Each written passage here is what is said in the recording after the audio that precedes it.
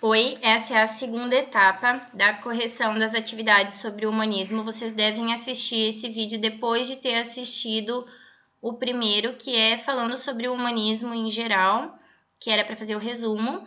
Agora a gente vai corrigir as atividades do livro didático da página 29 até a página 33. Então, vamos começar? Peguem o material, por favor, localizem caderno, livro, na página 29, para a gente começar. Então, ali a gente tem o texto 1, é uma notícia ali a respeito de um apresentador de TV que teve os bens bloqueados pela justiça. Ele foi acusado de improbidade administrativa, porque descobriu-se que ele acumulava funções públicas, o que não está de acordo com a lei. Diz ali que ele acumulava até 5 cargos e daí não pode. Aí, depois, a gente tinha o texto 2, que era um trecho do Alto da Barca do Inferno, do Gil Vicente. Vou ler para vocês o trecho para a gente ir comentando. Então, o sapateiro fala assim, ô da barca. Ele chama o barqueiro, né? Daí o barqueiro é o diabo, ele pergunta, quem vem aí? Santo sapateiro honrado. Ele está sendo bem irônico aqui, né? Ao se dirigir ao sapateiro. O sapateiro fala, mandaram-me vir assim, mas para onde é a viagem? Então, o sapateiro não sabe para onde que ele está indo. O diabo responde, para a terra dos danados, ou seja, dos perdidos, daqueles que não têm salvação. E o sapateiro, e os que morrem confessados, onde tem sua passagem? O que ele quer dizer com isso? Ele fala assim, ué, mas eu me confessei antes de morrer, para onde que eu vou então? Porque se eu fiz a confissão... Porque lá na Igreja Católica, se você se confessa, você está pedindo perdão daqueles pecados, daí você é absolvido. Então ele pergunta, ué, me confessei antes de morrer. Aí o diabo fala assim, não cures de mais linguagem, que esta é a tua barca, esta. Quer dizer, para ó, de me enrolar, que a tua barca é essa aqui. Aí o sapateiro fala, renegaria eu da festa e da puta da barcagem.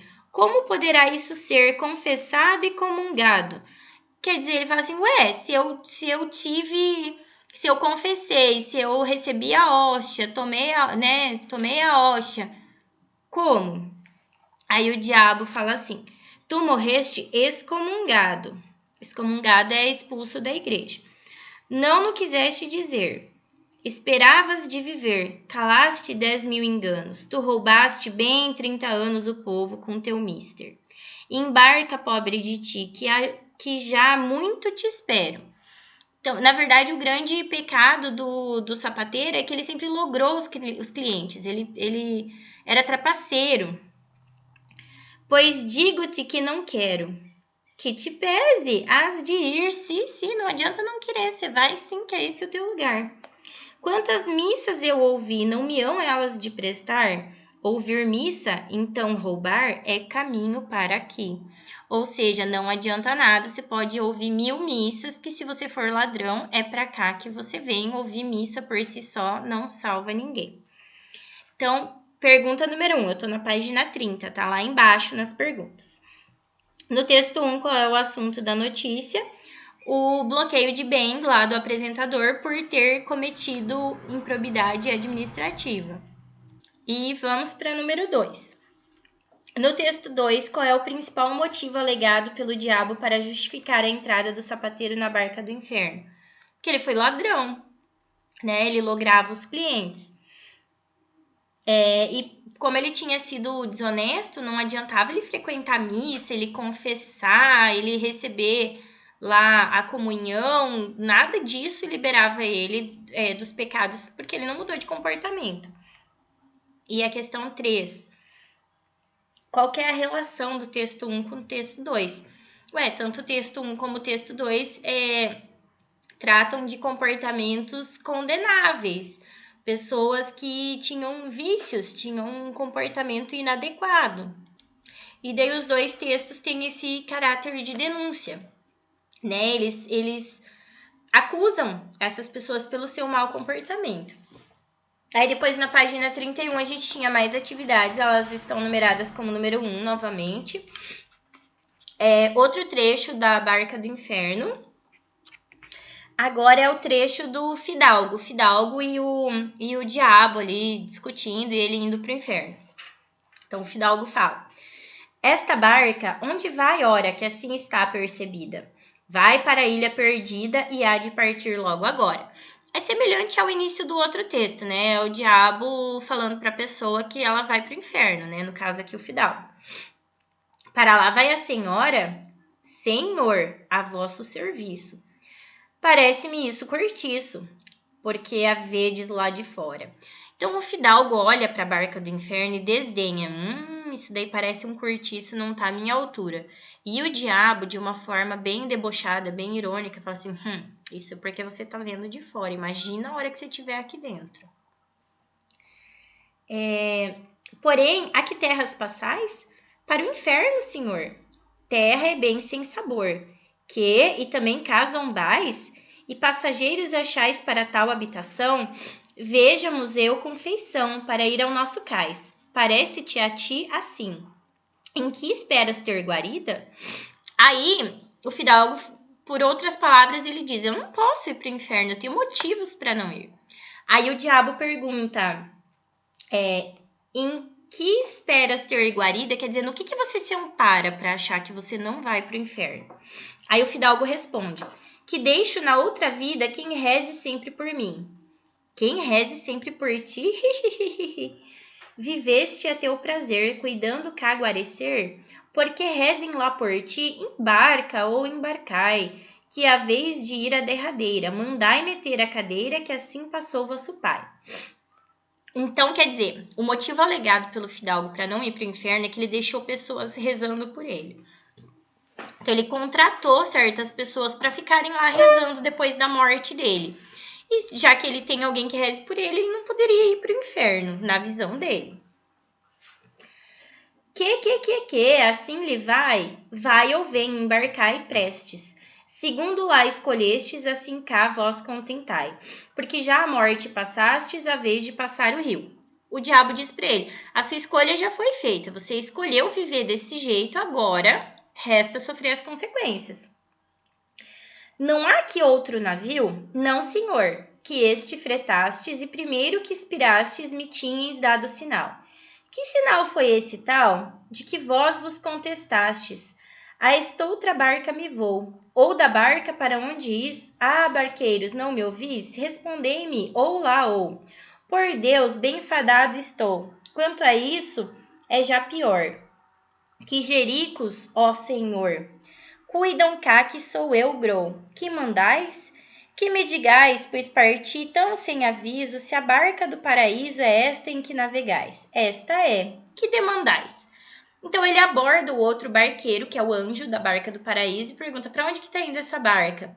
E daí o anjo fala que é para o céu, e ele começa a querer fazer exigências. Que me deixeis embarcar, sou fidalgo de solar, é bem que me recolhais. Ele diz para o anjo: ora, eu sou um fidalgo, ou seja, sou da nobreza, e ainda por cima de solar, eu moro numa casa chique, numa casa rica, eu tenho que ir para o céu. É lógico que eu tenho que ir para o céu, não posso ir para o inferno. Não se embarca a tirania neste batel divinal. Não vindes vós de maneira para entrar neste navio. Aí o anjo, claro, nega a entrada. Esse outro vai mais vazio. A cadeira caberá e o rabo caberá e todo o vosso senhorio. Ireis lá mais espaçoso, com fumosa senhoria, cuidando na tirania do pobre povo queixoso. Aí o anjo fala: vai na barca do inferno, que lá que tem lugar para você. E porque de generosos desprazeres os pequenos achar-vos-ei tanto menos, quanto mais fostes fumoso. Ao inferno, todavia, inferno há aí para mim? Ó, triste, enquanto vivi não cuidei que aí o havia. Tive que era fantasia, folgava ser adorado. Confiei no meu estado e não vi que me perdia. Venha essa prancha e veremos esta barca de tristura. Nesse momento ele fala: puxa vida, eu vivi minha vida sem me dar conta de que o inferno era um fato, que ele existia. Eu achava que não, que como eu tinha dinheiro, como eu tinha luxo, eu ia para o céu. Eu achava que já era certo. Embarque a vossa doçura que cá nos entenderemos. Tomareis um par de remos, veremos como remais, e chegando ao nosso cais, nós vos desembarcaremos. Então, vamos para as perguntas. Letra A, estou na página 32, tá? Como era comum ao teatro desde sua origem, o texto de Gil Vicente é estruturado em versos nas falas dos personagens. Identifique o número de sílabas poéticas dos 2 primeiros versos do alto. Na verdade, os 2 primeiros versos, pelo menos no meu livro, não sei no de vocês, eles estão em uma linha só, em vez de estar em 2. Talvez tenha sido um errinho ali na hora de fazer a pergunta, mas a gente vai ter 2 versos de 7 sílabas. Portanto, o redondilha maior. Vai ficar assim, ó. Esta, bar, com, então eu faço uma elisão ali com o on, de, vai, ó. Termina no ó, né, que é a sílaba mais forte. Que as, junta já com o a, faz uma elisão. Sim, está, junta, faz outra elisão. Percebi, termina no bi. Então, vai dar 7 sílabas e depois mais 7 sílabas poéticas. Então, ele é redondilha maior. Letra B. Expliquem que as rimas facilitam a encenação da peça por parte dos atores. Aí que fica bem mais fácil de decorar o texto, né? De lembrar quando ele rima. Letra C. Que motivos o fidalgo elenca para não entrar na barca do inferno e sim na do céu? Que ele deixou pessoas rezando por ele, que ele é da nobreza e ele mora num lugar chique, ele está acostumado a ser bem tratado.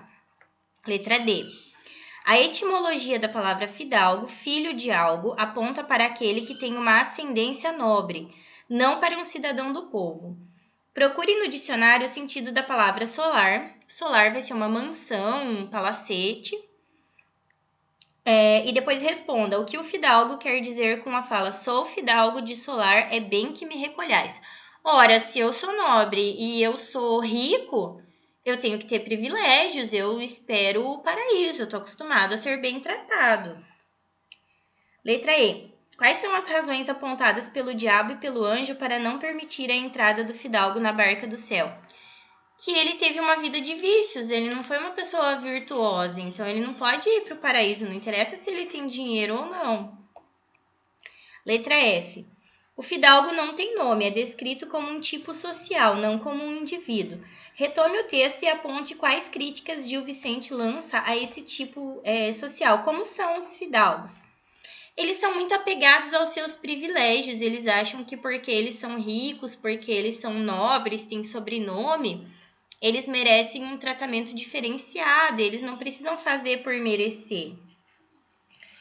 E ele não tem nome justamente para poder representar toda essa categoria. Quando o Gil Vicente opta por colocar ele apenas como fidalgo, é justamente para fazer essa personagem tipo, para representar essa categoria. Letra G. A fala final do fidalgo chama atenção para a relação do homem com a morte. Ele só se dá conta da possibilidade de ir para o inferno quando morre. Explique a importância dessa fala no contexto moralizante do teatro vicentino.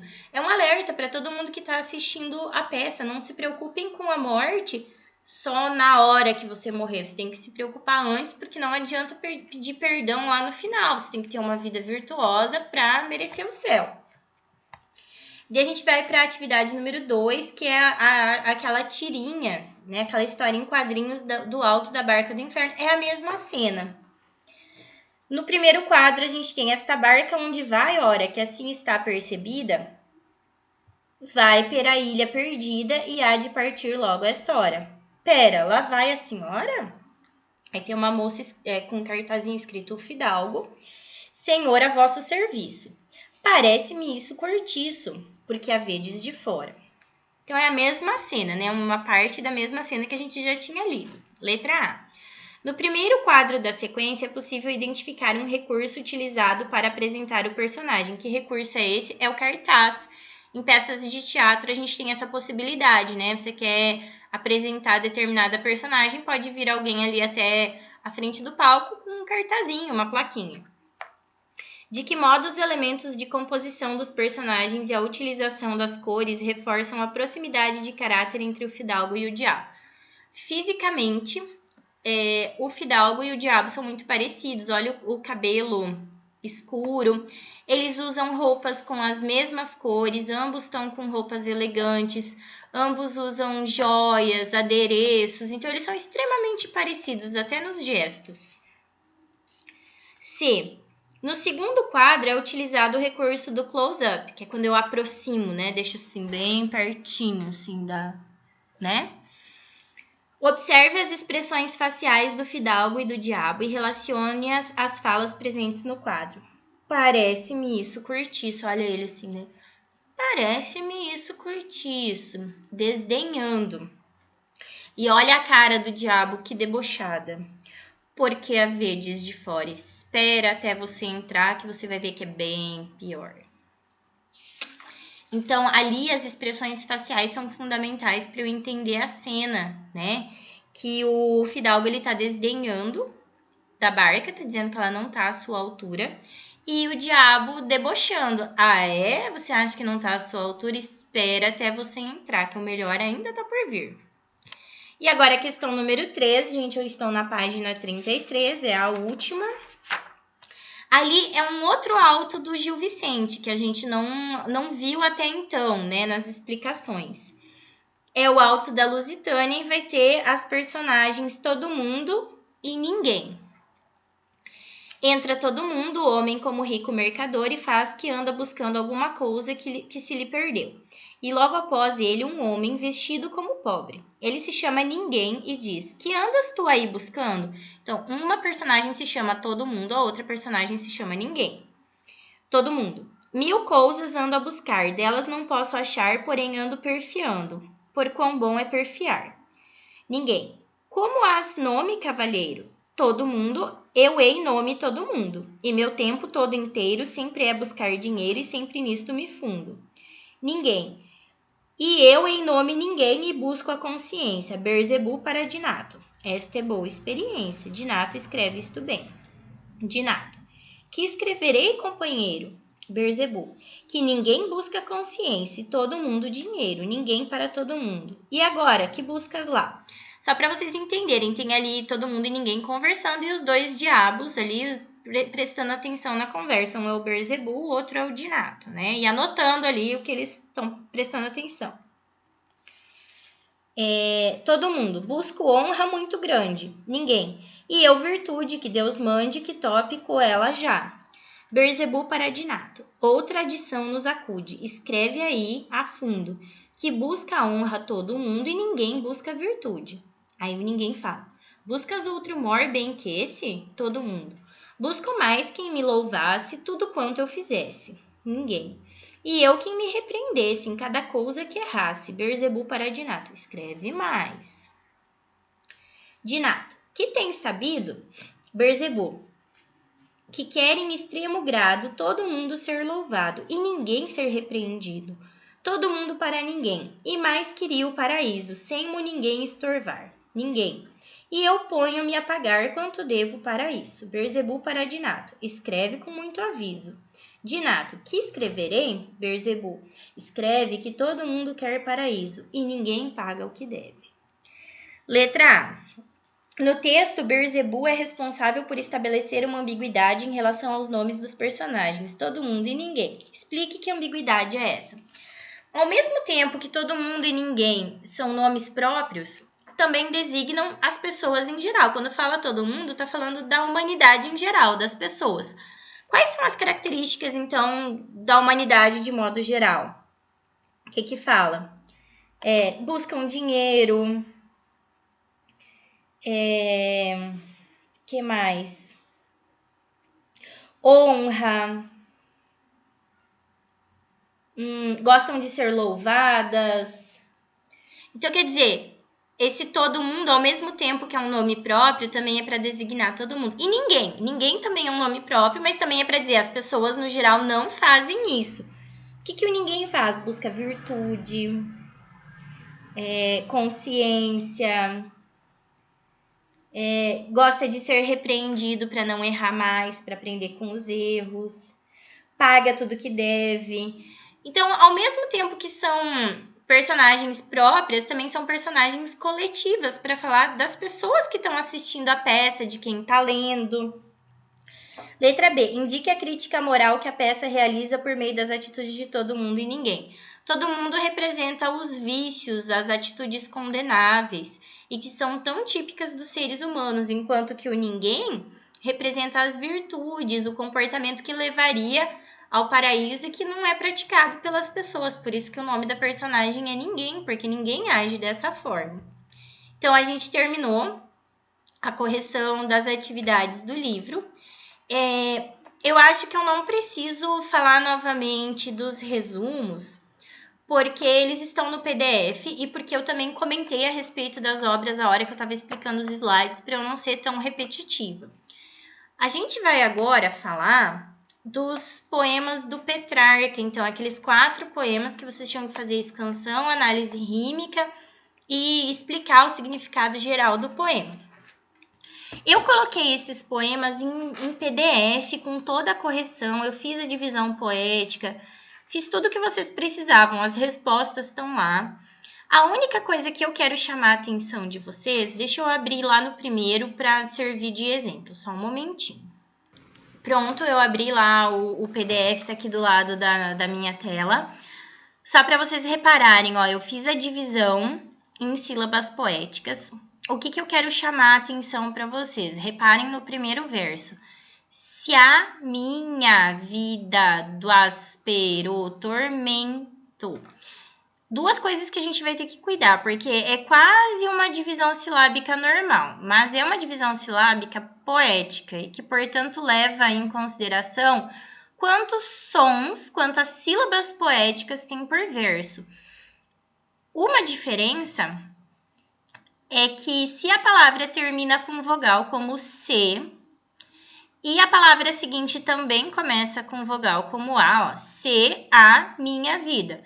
Quando eu vou declamar esse poema, eu não vou falar se a minha vida, eu falo se a minha vida. Então, ali eu conto uma sílaba só, faço aquela pontezinha embaixo que a gente chama de elisão. Então, ali tem uma elisão, uma junção de sons de vogal, porque eu sei que quando eu for declamar, aquilo ali vai virar uma sílaba só. Isso aconteceu de novo nesse mesmo verso, quando eu fui do áspero tormento. Quando eu vou declamar isso, do áspero, eu vou juntar do áspero. Então, ali também vai contar uma sílaba só. Geralmente, quando tem palavra terminando em vogal e a palavra seguinte começa por vogal, vai acontecer elisão.